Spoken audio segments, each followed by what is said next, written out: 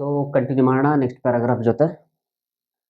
ಅದು अनंत अंतरिक्ष में अनंत देव है खड़े, समक्ष ही स्वबाहु जो बढ़ा रहे बड़े बड़े, परस्परावलंब से उठो तथा बढ़ो सभी, अभी अमर्त्य अंक में अपंक हो चढ़ो सभी, रहो न योग की एक से न काम और का सरे, वही मनुष्य है कि जो मनुष्य के लिए मरे.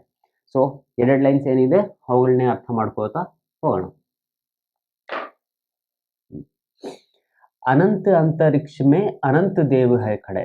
सो अनंत, अनंत का मतलब होता है जिसका कोई अंत ना हो. ಅನಂತ ಅಂದ್ರೆ ಇದು ಯಾವುದಕ್ಕೆ ಅಂತ್ಯ ಇರೋದಿಲ್ವೋ, ಯಾವುದಕ್ಕೆ ಎಂಡ್ ಅನ್ನೋದೇ ಇರೋದಿಲ್ವೋ ಅದನ್ನ ನಾವೇನಂತೀವಿ, ಅನಂತ ಅಂತೀವಿ. ಸೊ ಅನಂತ ಅಂತರಿಕ್ಷ, अनंत अंतरिक्ष ಯಾವುದನ್ನ ಹೇಳ್ತಿದ್ದಾರೆ, ಅನಂತ ಆಕಾಶ. ಅಂತರಿಕ್ಷ का मतलब होता है आकाश. ಸೊ ಅನಂತ ಆಕಾಶದಲ್ಲಿ ಅನಂತ ದೇವ್ ಹೈ ಖಡೆ. ಮತ್ತೆ ಅನಂತ ಅಂದ್ರೆ ಅಂತ್ಯನೇ ಇಲ್ದಿರೋ ಅಂತಂದ್ರೆ ಲೆಕ್ಕ ಇಲ್ಲದೆ ಇರುವಷ್ಟು ಯಾರಿದ್ದಾರೆ, ದೇವರುಗಳು ದೇವತೆಗಳು ಇದ್ದಾರೆ. ಎಲ್ಲಿ, ಅನಂತ ಆಕಾಶದಲ್ಲಿ. ಸಮಕ್ಷ ಹಿ ಸ್ವಬಾಹು ಜೋ ಬಢಾ ರಹೆ ಬಡೆ ಬಡೆ. ಸಮಕ್ಷ ಹಿ, ಆ ದೇವರುಗಳು ತಮ್ಮ ಇಷ್ಟದಂತೆ ಏನ್ ಮಾಡ್ತಿದ್ದಾರೆ, ಬಾಹುಗಳನ್ನ ಬಢಾ ರಹೆ ಅಂದ್ರೆ ಏನು, ಕೈಗಳನ್ನ ಚಾಚ್ತಿದ್ದಾರೆ.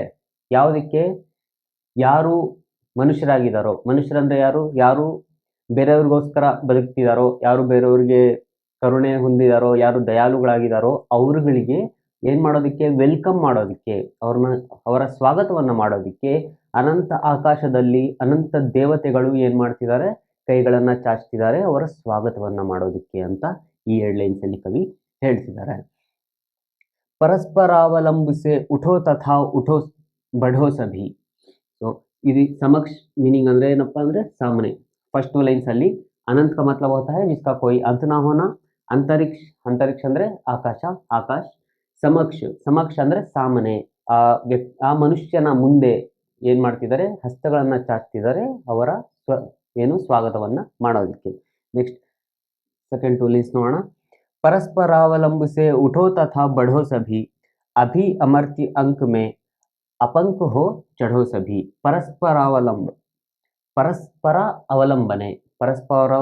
ಪರಸ್ಪರಾವಲಂಬ ಅಂದ್ರೆ ಏನಿದೆಪ್ಪ ಅಂದ್ರೆ ಏಕ ದೂಸರೆ ಕಾ ಸಹಾರ, ಒಬ್ಬರಿಗೆ ಇನ್ನೊಬ್ಬರು ಮಾಡುವಂತ ಸಹಕಾರವನ್ನ ಇಲ್ಲಿ ಪರಸ್ಪರ ಅವಲಂಬನೆ ಅಂತ ಹೇಳ್ತಿದ್ದಾರೆ. ಪರಸ್ಪರ ಅವಲಂಬನೆ, ಒಬ್ಬರ ಮೇಲೆ ಒಬ್ಬರು ಡಿಪೆಂಡ್ ಆಗಿರುವಂತದ್ದು, ಒಬ್ಬರಿಗೆ ಒಬ್ಬರು ಏನು ಹೆಲ್ಪ್ ಮಾಡ್ಕೊಳ್ಳುವಂಥದ್ದು, ಒಬ್ಬರಿಗೊಬ್ಬರು ಸಹಕಾರ ನೀಡುವಂಥದ್ದನ್ನ ಇಲ್ಲಿ ಪರಸ್ಪರಾವಲಂಬನೆ ಅಂತ ಹೇಳ್ತಿದ್ದಾರೆ.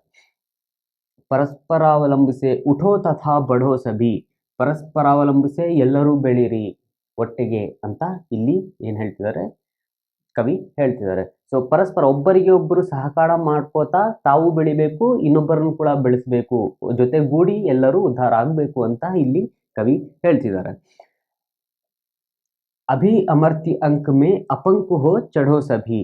ಇದರಲ್ಲಿ ಅಮರ್ತ್ಯ ಅಂಕ, ಅಮರ್ತ್ಯ ಅಂಕ ಮತ್ಲಬ್ ಹೋತಾ ಹೈ ದೇವತಾ ಕಿ ಗೋದ್, ಅಂದ್ರೆ ದೇವರ ಮಡಿಲು. ಯಾವ ತರ ನಾವು ಅಮ್ಮನ ಮಡಿಲು ಅಂತೀವಿ ಆ ತರ ಇಲ್ಲಿ ಅಮರ್ತ್ಯ ಅಂಕನ ಏನಂತ ಹೇಳ್ತಿದ್ದಾರೆ, ಅಮರ್ತ್ಯ ಅಂತ್ಯ ಅರ್ಥ ಏನಪ್ಪಾ ಅಂದ್ರೆ ದೇವರ ಮಡಿಲು. ಮತ್ತೆ ಅಪಂಕ, ಅಪಂಕ ಮತ್ಲಬ್ ಹೋತಾ ಹೈ ಕಳಂಕ ರಹಿತ. ಕಳಂಕ ರಹಿತ ಅಂದ್ರೆ ಏನಪ್ಪಾ ಅಂದ್ರೆ ಕಳಂಕ ಇಲ್ಲದೆ ಇರುವಂತದ್ದು, ಅಂದ್ರೆ ಯಾವುದೇ ತಪ್ಪು ಮಾಡದೇ ಇರುವಂತದ್ದು, ಯಾವುದೇ ಕೆಟ್ಟ ಕೆಲಸ ಮಾಡದೇ ಇರುವಂತದ್ದನ್ನ ಇಲ್ಲಿ ಏನಂತಿದ್ದಾರೆ, ಅಪಂಕ, ಕಳಂಕ ಇಲ್ಲದೆ ಇರುವಂತದ್ದನ್ನ, ಸ್ವಚ್ಛವಾದದ್ದನ್ನ ಇಲ್ಲಿ ರೆಪ್ರೆಸೆಂಟ್ ಮಾಡ್ತಿದ್ದಾರೆ. ಸೊ ಏನಪ್ಪಾ ಹೇಳ್ತಿದ್ದಾರೆ, परस्परावलंब से उठो तथा बढ़ो सभी, अभी अमर्त्य अंक में अपंक हो चढ़ो सभी. ಸೊ ಪರಸ್ಪರ ಅವಲಂಬನೆಯಿಂದ ತಾವು ಬೆಳೀರಿ, ಇನ್ನೊಬ್ಬರನ್ನು ಕೂಡ ಬೆಳೆಸಿ, ಒಟ್ಟುಗೂಡಿ ಎಲ್ಲರೂ ಏನಾಗಬೇಕು, ಬೆಳಿಬೇಕು ಅಂತ ಇಲ್ಲಿ ಹೇಳ್ತಾ, ಜೊತೆಗೇನಪ್ಪಾ ಅಂದ್ರೆ ಅಭಿ ಅಮರ್ತ್ಯ ಅಂಕ ಮೇ ದೇವರ ಮಡಿಲಲ್ಲಿ ಸೇರ್ಕೋಬೇಕು. ಯಾವ ತರ, ಅಪಂಕು ಹೋಕರ್ ಅಂದ್ರೆ ಕಳಂಕರಹಿತನಾಗಿ ದೇವರ ಮಡಿಲಲ್ಲಿ ಸೇರ್ಕೊಳ್ಳಿ, ಅಂದ್ರೆ ದೇವರ ಮಡಿಲಲ್ಲಿ ಕೂತ್ಕೊಳ್ಳಿ ಅಂತ ಕವಿ ಹೇಳ್ತಿದ್ದಾರೆ. ಸೊ ಏನಪ್ಪಾ ಅರ್ಥ ಅಂದ್ರೆ, ಯಾವುದೇ ಕೆಟ್ಟ ಕೆಲಸವನ್ನ ಮಾಡದೇ ಇದ್ರೆ ದೇವರು ಕೂಡ ನಮ್ಮನ್ನ ಕರೆಸ್ಕೋತಾರೆ ಅಂದ್ರೆ ಆ ತರ ಕರೆಸ್ಕೊಳ್ಳೋಂಥದ್ದಲ್ಲ, ಅಂದ್ರೆ ದೇವರು ಕೂಡ ಜೊತೆಗಿರ್ತಾರೆ, ದೇವರು ತನ್ನ ಮಡಿಲಲ್ಲಿ ನಮ್ಮನ್ನ ಸೇರಿಸ್ಕೋತಾರೆ ಅಂತ ಇಲ್ಲಿ ಕವಿ ಹೇಳ್ತಿದ್ದಾರೆ. ಯಾವಾಗ ಪರಸ್ಪರ ಅವಲಂಬನೆಯಿಂದ ಬದುಕುವಾಗ, ಜೊತೆಗೆ ಯಾವುದೇ ಕೆಟ್ಟ ಕೆಲಸ ಮಾಡ್ತಿರುವಾಗ, ಅಂದ್ರೆ ಕಳಂಕ ಇಲ್ಲದೆ ಇರುವಂತ ಕೆಲಸಗಳನ್ನ ಮಾಡಿದಾಗ ನಾವು ದೇವರಿಗೆ ಕೂಡ ಹತ್ರವಾಗ್ತೀವಿ ಅಂತ ಇಲ್ಲಿ ಕವಿ ಹೇಳ್ತಿದ್ದಾರೆ. So next 2 lines. रहो न यो कि एक से न काम और का सरे वही मनुष्य है कि जो मनुष्य के लिए मरे. ಇದರಲ್ಲಿ ಏನಿದೆ ಇದು ಯಾ ಅಂತ ಏನಿದೆ ರಹೋನ ಯಾ का मतलब होता है इस तरह जस्ट ಈ ಥರ ಅನ್ನೋದಕ್ಕೆ ಇವರು ಜಸ್ಟ್ ಒಂದೇ ಒಂದು ಲೆಟರ್ನ ಯೂಸ್ ಮಾಡಿದ್ದಾರೆ ಯಾ. ಏನಪ್ಪಾ ಅಂದ್ರೆ ಈ ಥರ ಬದುಕಬಾರ್ದು. ಯಾವ ಥರ ಏಕ ಸೇನಾ ಕಾಮ್ ಔರ್ ಕಾ ಸರೆ ಅಂದ್ರೆ ಒಬ್ಬರಿಂದ ನನಗೆ ಕೆಲಸ ಆಗಬೇಕು ಅಂದ್ರೆ ಅವ್ರ ಜೊತೆ ಮಾತ್ರ ಇರುವಂಥದ್ದು. ಈ ಥರ ಏನು ಬರೀ ಏನು ಸ್ವಾರ್ಥಕ್ಕೋಸ್ಕರ ಬದುಕುವಂಥದ್ದು. ಒಬ್ಬರನ್ನ ತಮ್ಮ ಕೆಲಸಗಳಿಗೆ ಉಪಯೋಗಿಸ್ಕೊಳ್ಳೋ ಥರ ಬದುಕಬೇಡಿ. ಯಾಕಂದ್ರೆ ವಹಿ ಮನುಷ್ಯ ಹೈ ಕಿ ಜೋ ಮನುಷ್ಯ ಕೆ ಲಿಯೆ ಮರೆ. ಯಾರು ಬೇರೆ ಮನುಷ್ಯನಿಗೋಸ್ಕರ ಬದುಕ್ತಾನೋ ಅವನೇ ನಿಜವಾದ ಮನುಷ್ಯ ಅಂತ ಇಲ್ಲಿ ಕವಿ ಹೇಳ್ತಿದ್ದಾರೆ. ಸೊ ಇಷ್ಟು ಟು ಲೈನ್ಸ್ನ ಅರ್ಥ. ಇದರ ಕಠಿಣ ಪದಗಳ ಅರ್ಥವನ್ನು ಕೂಡ ಎಕ್ಸ್ಪ್ಲೈನ್ ಮಾಡಿದ್ದೀನಿ. ನೆಕ್ಸ್ಟ್ ನೋಡೋಣ, ಈ ಲೈನ್ಸ್ನ ಕೊಟ್ಟರೆ ನಾವು ಯಾವ ಥರ ಪ್ರಸಂಗ ಮತ್ತು ವ್ಯಾಖ್ಯೆಯನ್ನು ಬರೀಬೇಕು. ಫಸ್ಟ್ ಪ್ರಸಂಗದಲ್ಲಿ ಎಲ್ಲ ಪದ್ಯಗಳಲ್ಲೂ ಸೇಮ್ ಹೇಳ್ಕೊ ಬರ್ತಿರೋವಂಥದ್ದು 2 lines as it is or 3 lines as it is ಅಂತ. ಅದೇನಪ್ಪ ಅಂದರೆ ಪ್ರಸ್ತುತ ಕವಿತಾ ಹಮಾರೆ हिंदी पाठ्य पुस्तक स्पर्श भाग 2 से ली गई है और इसके कवि मैथिली शरण गुप्त जी है. ಅದಾದ್ಮೇಲೆ ಇಷ್ಟರಲ್ಲಿ ಬರುವಂಥ ಸಾರಾಂಶವನ್ನು ನಾವು 1 or 2 ಲೈನ್ಸಲ್ಲಿ ಪ್ರಸಂಗದಲ್ಲಿ ಬರಿಬೇಕಾಗುತ್ತೆ. ಸೊ ಈ ಲೈನಲ್ಲಿ ನಮಗೆ ಮೇನ್ ಸಾರಾಂಶ ಏನಪ್ಪ ಅಂದರೆ ಇನ್ पंक्तियों में कवि कहता है कि कवि ಏನಪ್ಪ ಹೇಳ್ತಾರೆ, कलंक रहित रहने व दूसरों का सहारा बनने वाले मनुष्यों का देवता भी स्वागत करते हैं. ಸೊ ಇಷ್ಟರದ್ದು ನಮಗೆ ಸಾರಾಂಶ ಏನಪ್ಪ ಅಂದರೆ ಯಾರು ಕಳಂಕರಹಿತವಾಗಿರ್ತಾರೋ, ಯಾರು ಕೆಟ್ಟದನ್ನು ಯೋಚನೆ ಮಾಡದೆ ಕೆಟ್ಟ ಕೆಲಸವನ್ನು ಮಾಡದೇ ಇರ್ತಾರೋ, ಮತ್ತೆ ದೂಸರೋಂ ಕಾ ಸಹಾರಾ ಬನ್ನೆ ವಾಲೆ ಯಾರು ಬೇರೆಯವರ ಸಹಕಾರಕ್ಕೆ ಇರ್ತಾರೋ ಅಂಥ ಮನುಷ್ಯರನ್ನ ವಾಲೆ ಮನುಷ್ಯೋಂ ಕಾ ದೇವತಾ ಭಿ ಸ್ವಾಗತ ಕರ್ತೆ ಹೇ. ಅಂಥ ಮನುಷ್ಯರನ್ನು ಕೂಡ ದೇವತೆಗಳು ಕೂಡ ಏನು ಮಾಡ್ತಾರೆ, ಸ್ವಾಗತವನ್ನು ಮಾಡ್ತಾರೆ. ನೆಕ್ಸ್ಟ್ ವ್ಯಾಖ್ಯೆಯಲ್ಲಿ ಏನಪ್ಪ ಅಂದ್ರೆ कवि कहता है कि कवि ಏನಪ್ಪ ಹೇಳ್ತಾರೆ, उस अनंत आकाश में ಅಸಂಖ್ಯ ದೇವತಾ ಖಡೆ ಹೈ. ಆ ಅನಂತ ಆಕಾಶದಲ್ಲಿ, ಅಂತ್ಯವೇ ಇಲ್ಲದಿರುವಂಥ ಆಕಾಶದಲ್ಲಿ ಅಸಂಖ್ಯ ದೇವತಾ ಖಡೆ ಹೈ ಅಂದರೆ ಲೆಕ್ಕ ಇಲ್ಲದಿರುವಷ್ಟು ದೇವತೆಗಳು ಇದ್ದಾರೆ. जो परोपकार व दयालु मनुष्यों के सामने से खड़े होकर अपनी भुजाओं को फैलाकर ಸ್ವಾಗತ करते हैं. ಸೊ ಅಸಂಖ್ಯ ದೇವತೆಗಳು ಏನು ಮಾಡ್ತಿದ್ದಾರೆ ಅಂದರೆ ಯಾರು ಪರೋಪಕಾರವನ್ನು ಮಾಡ್ತಾರೋ, ಯಾರು ದಯಾಳುಗಳಾಗಿರ್ತಾರೋ ಅಂದರೆ ಯಾರು ತುಂಬಾ ದಯಾವಂತರಾಗಿರ್ತಾರೋ ಅಂತಹ ಮನುಷ್ಯರ ಮುಂದೆ ನಿಂತು ಆ ದೇವತೆಗಳು ತಮ್ಮ ಭುಜಗಳನ್ನು ಚಾಚುತ್ತಾ ಏನು ಮಾಡ್ತಿದ್ದಾರೆ, ಸ್ವಾಗತವನ್ನು ಕೂಡ ಮಾಡ್ತಾರೆ ಅಂತ ಹೇಳ್ತಿದ್ದಾರೆ.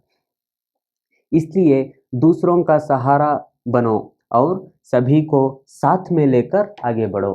ಸೊ ಅದಕ್ಕೆ ಕವಿ ಏನಪ್ಪ ಹೇಳ್ತಿದ್ದಾರೆ, ದೇವತೆಗಳು ಅಂತ ಮನುಷ್ಯರಿಗೆ ಸ್ವಾಗತವನ್ನು ಮಾಡ್ತಿದ್ದಾರೆ. ಸೊ ನಾವೆಲ್ಲ ಏನು ಮಾಡಬೇಕು, ದೂಸರೋಂ ಕಾ ಸಹಾರ ಬನೋ, ಬೇರೆಯವರಿಗೆ ನಾವು ಏನು ಮಾಡಬೇಕು, ಸಹಾಯ ಮಾಡಬೇಕು, ಬೇರೆಯವರಿಗೆ ಸಹಕಾರ ಮಾಡಬೇಕು. ಜೊತೆಗೆ ಸಭಿ ಕೋ ಲೇಕರ್ ಆಗೆ ಬಡೋ, ಎಲ್ಲರೂ ಸೇರಿ ಏನಾಗಬೇಕು, ಮುಂದಕ್ಕೆ ನಡಿಬೇಕು.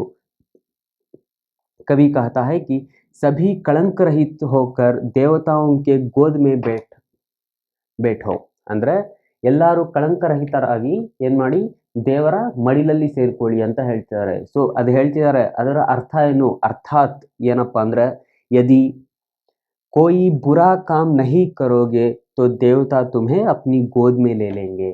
ಅಂದ್ರೆ ಯಾವಾಗ ನಾವು ಯಾವುದೇ ಕೆಟ್ಟ ಕೆಲಸವನ್ನ ಮಾಡೋದಿಲ್ವೋ ಅವಾಗ ದೇವರು ನಮ್ಮನ್ನ ಅವರ ಮಡಿಲಿಗೆ ಸೇರಿಸ್ಕೋತಾರೆ ಅಂತ ಕವಿ ಇಲ್ಲಿ ಹೇಳ್ತಿರುವಂಥದ್ದು. ಅಪ್ನೆ ಮತಲಬ್ ಕೆ ಲಿಯೆ ನಹಿ ಜೀನಾ ಚಾಹಿಯೆ, ನಮ್ಮ ಸ್ವಾರ್ಥಕ್ಕೋಸ್ಕರ ನಾವು ಬದುಕಬಾರ್ದು. ಬೇರೆಯವರಿಂದ ನಮಗೇನಾದರೂ ಕೆಲಸ ಆಗಬೇಕಾದ್ರೆ ಅಂಥವ್ರನ್ನ ನಾವು ಉಪಯೋಗಿಸ್ಕೊಂಡು ಬದುಕಬಾರ್ದು. ಕ್ಯೋಂಕಿ ಮನುಷ್ಯ ವಹಿ ಹೈ ಜೋ ಮನುಷ್ಯ ಕಾ ಕಲ್ಯಾಣ ಕರೆ ಅವ್ರ ಪರೋಪಕಾರ ಕರೆ. ಸೊ ನಿಜವಾದ ಮನುಷ್ಯ ಯಾರಪ್ಪ ಅಂದರೆ ಯಾರು ಬೇರೆಯವರಿಗೆ ಅಂದರೆ ಮನುಷ್ಯರ ಕಲ್ಯಾಣವನ್ನು ಮಾಡ್ತಾನೋ, ಬೇರೆಯವರಿಗೆ ಉಪಕಾರವನ್ನು ಮಾಡ್ತಾನೋ ಅವನೇ ನಿಜವಾದ ಮನುಷ್ಯ ಅಂತ ಈ ಪ್ಯಾರಾಗ್ರಾಫಲ್ಲಿ ಕವಿ ಹೇಳಿದ್ದಾರೆ. ಸೊ ಇನ್ನು ಈ ಥರ ಇನ್ನು ಒಳ್ಳೆ ಮಾತು ಯಾವ ಥರ ಹೇಳಿದ್ದಾರೆ, ನಮಗೆ ಇನ್ನು ಜೀವನದ ಪಾಠ ಹೇಗೆ ಕಲಿಸ್ತಾರೆ ಅಂತ ಇನ್ನು ಮುಂದೆ ನೋಡೋಣ.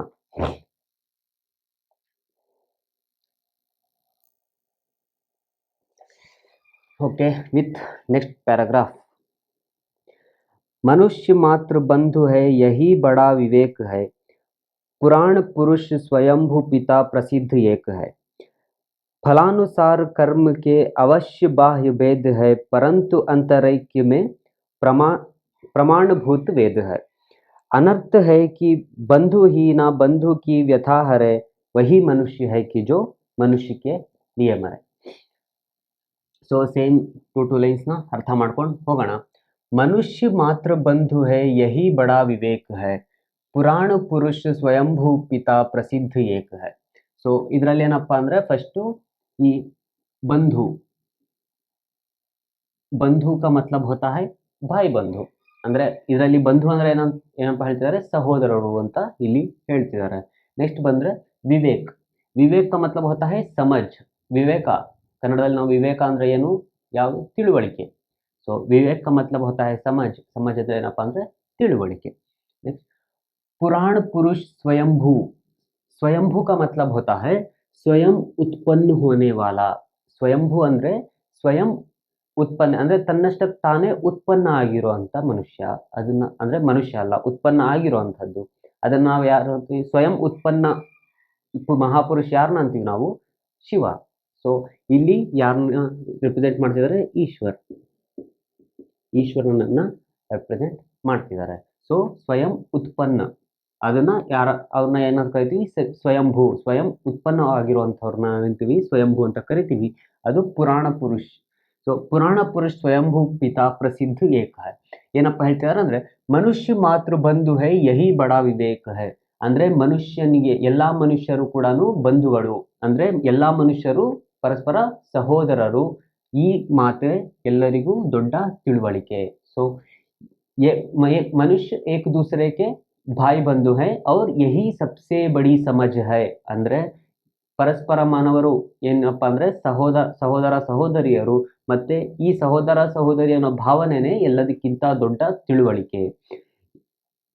ಯಾಕೆ ಈ ಸಹೋದರರು ಅಂದ್ರೆ ಪುರಾಣ ಪುರುಷ ಸ್ವಯಂಭೂ ಪಿತಾ ಪ್ರಸಿದ್ಧ ಏಕ ಹೈ. ಯಾಕಂದ್ರೆ ತನ್ನಷ್ಟೇ ಅಂದ್ರೆ ಸ್ವಯಂ ಆಗಿ ಉತ್ಪನ್ನವಾಗಿರುವಂತಹ ಮಹಾಪುರುಷ ಈಶ್ವರ ಎಲ್ಲರಿಗೂ ಪ್ರಸಿದ್ಧ ಪಿತಾ, ಅಂದ್ರೆ ಒಬ್ಬನೇ ತಂದೆ. ಎಲ್ಲರ ತಂದೆ ಯಾರು, ಈಶ್ವರ. ಸೊ ಎಲ್ಲರ ತಂದೆ ಈಶ್ವರ ಆಗಿರುವಾಗ ಪರಸ್ಪರ ಮಾನವರೆಲ್ಲರೂ ಸಹೋದರ ಸಹೋದರಿಯರು ಅಂತ ಇಲ್ಲಿ ಕವಿ ಹೇಳ್ತಿದ್ದಾರೆ. ಸೊ ನೆಕ್ಸ್ಟ್ 2 ಲೈನ್ಸ್ ಹೋಗೋಣ. फलानुसार कर्म के अवश्य बाह्य भेद है परंतु अंतरैक्य में प्रमाणभूत भेद है. ಇದರಲ್ಲಿ अंतरैक्य,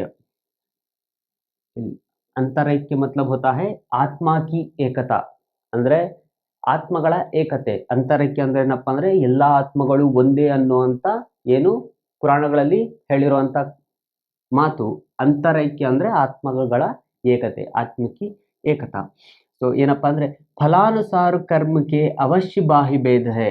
ಅಂದ್ರೆ ಫಲಾನುಸಾರ ಈ ಕರ್ಮ, ಅವರವರ ಮಾಡಿರುವಂತ ಕರ್ಮಗಳ ಫಲವಾಗಿ ಬಾಹ್ಯ ಭೇದಗಳು ಅಂದ್ರೆ ಡಿಫ್ರೆನ್ಸಸ್, ಅಂದ್ರೆ ಒಬ್ಬೊಬ್ಬರಿಗೆ ಬೇರೆ ಬೇರೆ ಫಲ ಸಿಕ್ಕಿರಬಹುದು. ಇದೇನಿದು, ಇದು ಹೊರಗಿನ ಏನಂತೀವಿ, ಹೊರಗಿನ ಡಿಫ್ರೆನ್ಸಸ್, ಅಂದ್ರೆ ಹೊರಗಿನ ಏನಂತೀವಿ ಭೇದಗಳು. ಬಟ್ ಪುರಾಣಗಳು ಏನಪ್ಪಾ ಹೇಳುತ್ತೆ ಅಂದ್ರೆ ಪ್ರಮಾಣಭೂತ ವೇದ ಹೈ. ಪ್ರಮಾಣಭೂತ का मतलब होता है ಸಾಕ್ಷಿ. ಸೊ ವೇದಗಳು ಸಾಕ್ಷಿಯನ್ನ ಕೊಡ್ತವೆ. ಯಾವ್ದರದು, ಆತ್ಮಗಳ ಏಕತೆದು. ಪರಂತು ಅಂತರೈಕ್ಯಮೆ ಪ್ರಮಾಣಭೂತ ವೇದ ಹೈ. ಸೊ ಅಂದ್ರೆ ಅವರವರ ಕರ್ಮಗಳಿಗೆ ಅನುಸಾರ ಅವರಿಗೆ ಬೇರೆ ಬೇರೆ ಫಲಗಳು ಸಿಕ್ಕಿರಬಹುದು.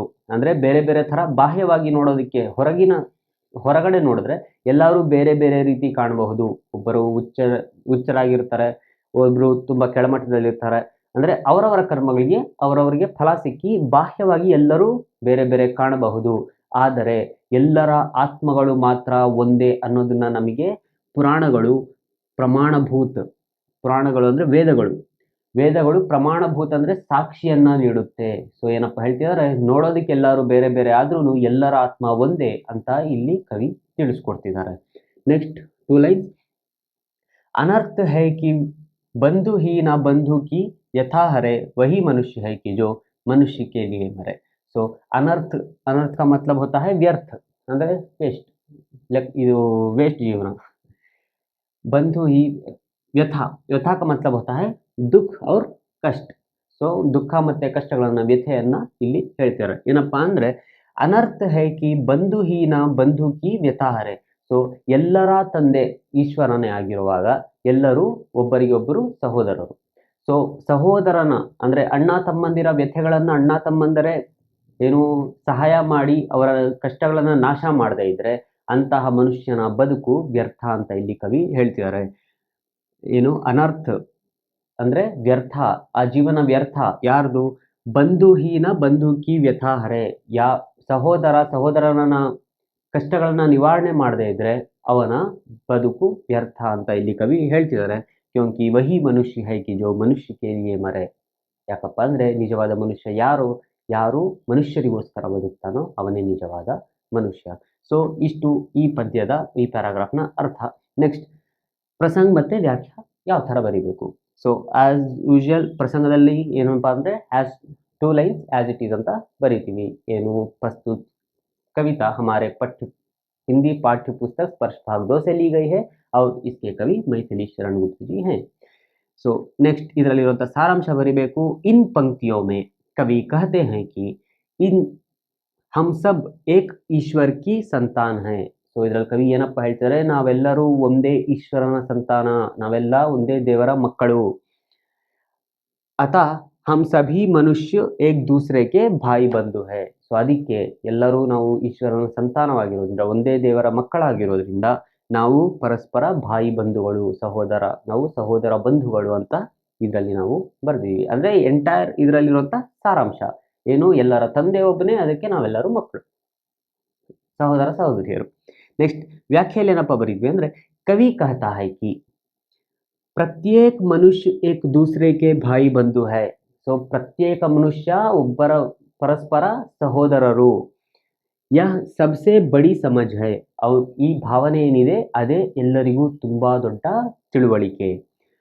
पुराणों में जिसे स्वयं उत्पन्न पुरुष माना गया है वह परमात्मा या ईश्वर हम सबके पिता है. अर्थात सभी मनुष्य उस एक ईश्वर की संतान है. ಅಂದರೆ ಪುರಾಣಗಳಲ್ಲಿ ಸ್ವಯಂ ಉತ್ಪನ್ನ ಮಹಾಪುರುಷ್ ಅಂತ ಯಾರನ್ನಂತೀವಿ? ಈಶ್ವರ. ಸೊ ಆ ಈಶ್ವರನ ಮಕ್ಕಳು ನಾವೆಲ್ಲರೂ. ಸೊ ಅಂದ್ರೆ ಆ ಈಶ್ವರನಿಗೆ ಸೇರಿರುವಂತ ಎಲ್ಲರೂ ನಾವು ಮಕ್ಕಳಾಗಿರೋದ್ರಿಂದ ನಾವೆಲ್ಲರೂ ಯಾರು? ಅಣ್ಣ ತಮ್ಮಂದಿರು ಅಂತ ಕವಿ ಹೇಳ್ತಿದ್ದಾರೆ. बाहरी कारणों के फल अनुसार प्रत्येक मनुष्य के कर्म भले ही अलग हो. ಸೊ ಈ ಬಾಹ್ಯ ಕಾರಣಗಳಿಂದ, ಹೊರಗಿನ ಕಾರಣಗಳಿಂದ ಪ್ರತ್ಯೇಕ ಮನುಷ್ಯನ ಫಲ ಮತ್ತೆ ಅವನ ಕಾರ್ಯಗಳು ಬೇರೆ ಬೇರೆ ಆಗಿರಬಹುದು. परंतु आदरे हमारे वेद इस बात के साक्षी है कि सभी की आत्मा एक है. ನಮ್ಮ ವೇದ ಉಪನಿಷತ್ತುಗಳು ಏನಿದಾವೆ ಅವು ಸಾಕ್ಷಿಯನ್ನ ನೀಡುತ್ತೆ. ಏನು, ನೀವು ಬೇರೆ ಬೇರೆ ಆಗಿದ್ರು ನಿಮ್ಮೆಲ್ಲರ ಆತ್ಮ ಒಂದೇ ಅಂತ.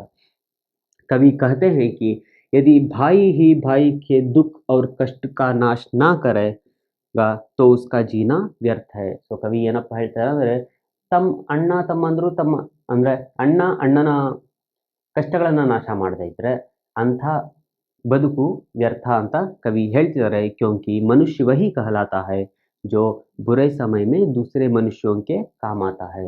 ಸೊ ನಿಜವಾದ ಮನುಷ್ಯ ಯಾರಪ್ಪ ಅಂದ್ರೆ, ಯಾರು ಕಷ್ಟದ ಸಮಯದಲ್ಲಿ ಬೇರೆಯವರಿಗೆ ನೆರವಾಗ್ತಾನೋ ಅವನೇ ನಿಜವಾದ ಮನುಷ್ಯ ಅಂತ ಕವಿ ತಿಳಿಸ್ಕೊಡ್ತಿದ್ದಾರೆ. ನೆಕ್ಸ್ಟ್ ಫೈನಲ್ 8ನೇ ಪ್ಯಾರಾಗ್ರಾಫ್ ಹೋಗೋಣ. 8ನೇ ಪ್ಯಾರಾಗ್ರಾಫ್ ಅಲ್ಲಿ ಕವಿ ಏನನ್ನ ಹೇಳ್ತಾರೆ ಅನ್ನೋದನ್ನ ತಿಳ್ಕೊಳ್ಳೋಣ. ಫೈನಲಿ ಚಾಪ್ಟರ್ ಈ ಪದ್ಯದಲ್ಲಿರುವಂಥ ಲಾಸ್ಟ್ ಪ್ಯಾರಾಗ್ರಾಫ್ 8ನೇ ಪ್ಯಾರಾಗ್ರಾಫ್ ಬಂದ್ಬಿಟ್ವಿ. ನೋಡೋಣ 8ನೇ ಪ್ಯಾರಾಗ್ರಾಫ್ ಅಲ್ಲಿ ನಮ್ಗೆ ತಿಳಿಸ್ಕೊಡ್ತಿದ್ದಾರೆ ಅಂತ. ಸೊ चलो अभिष्ट मार्ग में सहर्ष खेलते हुए विपत्ति विघ्न जो पड़े उन्हें ढकेलते हुए घटे ना हेल मेल हाँ बढ़े ना भिन्नता कभी अतर्क एक पंथ के सतर्क पंथ हो सभी तभी समर्थ भाव है कि तारता हुए तरे वही मनुष्य है कि जो मनुष्य के लिए मरे. ಸೊ 2 ಲೈನ್ಸ್ನ ಅರ್ಥ ಮಾಡ್ಕೊಂಡು ಹೋಗೋಣ. First 2 lines. चलो अभिष्ट मार्ग में सहर्ष खेलते हुए विपत्ति विघ्न जो पढ़े उन्हें ढकेलते हुए.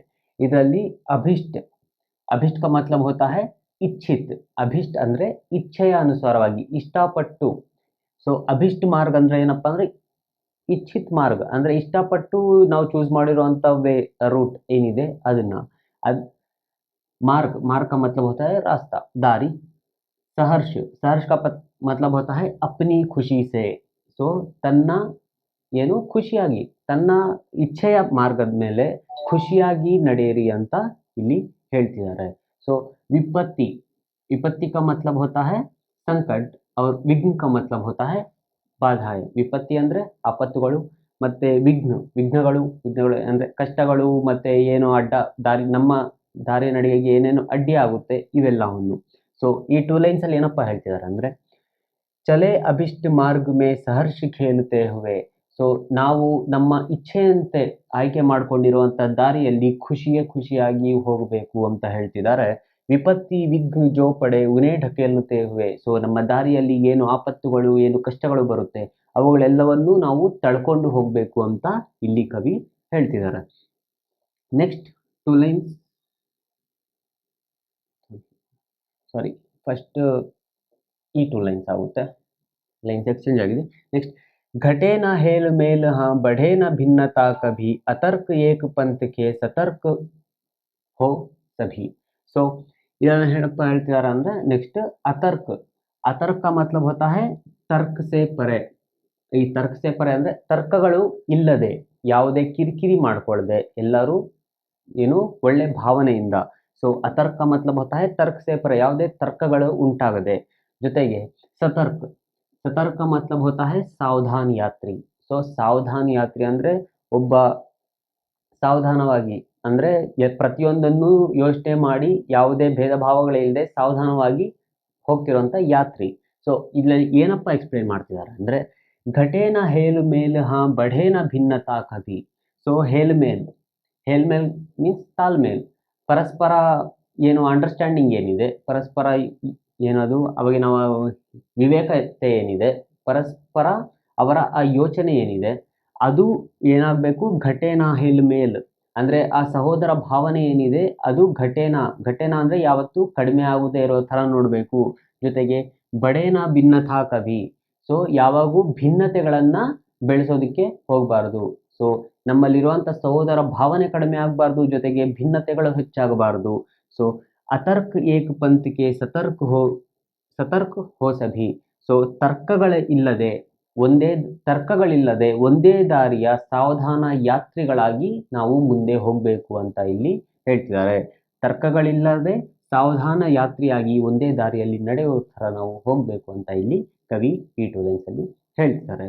ನೆಕ್ಸ್ಟ್ 2 ಲೈನ್ಸ್, ತಭಿ ಸಮರ್ಥ ಭಾವ ಹೈ ಕಿ ತಾರತಾ ಹುವೆ ತರೆ ವಹಿ ಮನುಷ್ಯ ಹೈ ಕಿ ಜೋ ಮನುಷ್ಯಕ್ಕೆ ಲಿಯೇ ಮರೆ. ಸೊ ಇದರಲ್ಲಿ ಸಮರ್ಥ का मतलब होता है ಸಂಭವ, ಅಂದರೆ ಸಂಭಾವನೆ. ಯಾವಾಗ ಏನು ಆ ಸಂಭವ ಏನಪ್ಪ ಅಂದರೆ, ತಭಿ ಸಮರ್ಥ ಭಾವ ಹೈ ಕಿ ತಾರತಾ ಹುವೆ ತರೆ. ಸೊ ಯಾವಾಗ ನಾವು ತಾರತಾ ಹುವೆ ತರೆ ಅಂದರೆ ಒಬ್ಬರ ಉನ್ನತಿಯ ಜೊತೆಗೆ ನಮ್ಮ ಉನ್ನತಿಯನ್ನು ಕಾಣುತ್ತೇವೋ ಆವಾಗ ಸಂಭವ ಹೆಚ್ಚು. ಯಾವುದರ ಸಂಭವ? ಇಡೀ ಸಮಾಜದ ಉನ್ನತಿಯಾಗುವಂಥ ಸಂಭವ. ಕ್ಯೋಂಕಿ ವಹಿ ಮನುಷ್ಯ ಹೈ ಕಿ ಜೋ ಮನುಷ್ಯಕ್ಕೆ ಲಿಯೇ ಮರೆ. ಸೊ ಯಾವ ಮನುಷ್ಯ ತನ್ನ ಕಷ್ಟಗಳಿಗಿಂತ, ತನ್ನ ಉನ್ನತಿಗಿಂತ ಮೊದಲು ಬೇರೆ ಮನುಷ್ಯನ ಕಷ್ಟ ಉನ್ನತಿಗಳ ಬಗ್ಗೆ ಯೋಚನೆ ಮಾಡ್ತಾನೋ ಅವನೇ ನಿಜವಾದ ಮನುಷ್ಯ ಅಂತ ಇಲ್ಲಿ ಕವಿ ನಮಗೆ ಹೇಳೋಕ್ಕೆ ಇಷ್ಟಪಡ್ತಿದ್ದಾರೆ. ನೆಕ್ಸ್ಟ್ ಇದನ್ನು ಇನ್ನೂ ಡೀಟೇಲ್ ಆಗಿ ನೋಡೋಣ, ಅದು व्याख्याली। सो प्रसंग मत व्याख्या हाक बरीबेकु। First 2 lines as it is प्रस्तुत कविता हमारे हिंदी पाठ्य पुस्तक स्पर्श भाग 2 से ली गई है और इसके कवि मैथिली शरण गुप्त जी हैं। सो कवि कहते हैं कि यदि हम खुशी से सारे कष्टों को हटते हुए भेदभाव रहित रहेंगे तभी संभव है कि समाज की उन्नति होगी।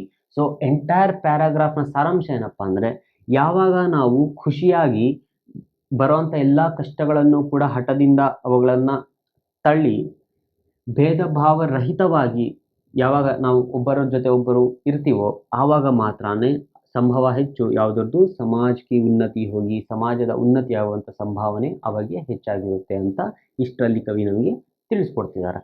ಸೊ ಅದರಲ್ಲಿ ವ್ಯಾಖ್ಯೆಯಲ್ಲಿ ಏನಪ್ಪ ಬರೀತೀವಿ ಅಂದರೆ, कवि कहते हैं कि मनुष्यों को अपनी इच्छा से चुने हुए मार्ग में खुशी खुशी चलना चाहिए।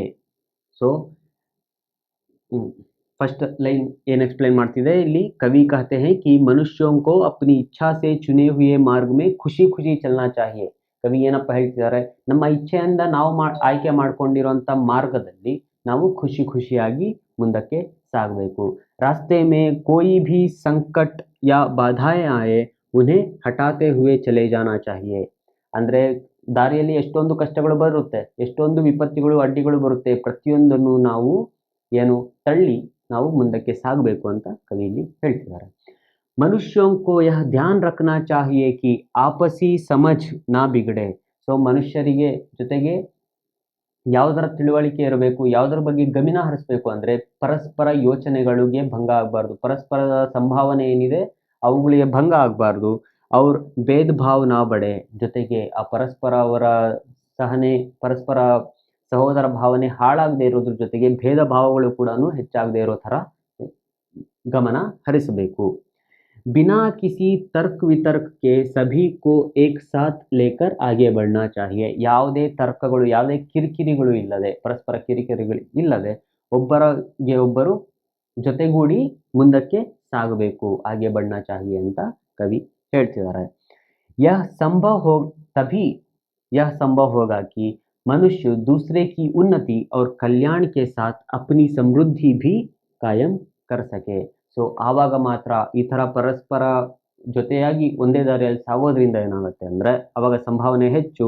ಯಾವುದು ಮನುಷ್ಯದ ಬೇರೆಯವರ ಉನ್ನತಿ ಮತ್ತು ಕಲ್ಯಾಣದ ಜೊತೆಗೆ ತನ್ನ ಸಮೃದ್ಧಿ ಕೂಡ ಬೆಳೆಸ್ಕೋಬಹುದು ಅಂತ ಕವಿ ಇಲ್ಲಿ ಹೇಳ್ತಿದ್ದಾರೆ. ಕಾಯಂ ಕರ್ ಸಕೆ ಕ್ಯೋಂಕಿ ಮನುಷ್ಯ ವಹಿ कहलाता है जो अपने से पहले दूसरों के कष्टों की चिंता करता है. ಸೊ ನಿಜವಾದ ಮನುಷ್ಯ ಯಾರಪ್ಪ ಅಂದರೆ ತನ್ನ ಕಷ್ಟಗಳಿಗಿಂತ ಮೊದಲು ಬೇರೆಯವರ ಕಷ್ಟಗಳ ಬಗ್ಗೆ ಯೋಚನೆ ಮಾಡೋವಂಥವನೇ ನಿಜವಾದ ಮನುಷ್ಯ ಅಂತ ಕವಿ ನಮಗೆ ಇದರಲ್ಲಿ ಹೇಳಕ್ಕೆ ಹೊರಟಿದ್ದಾರೆ.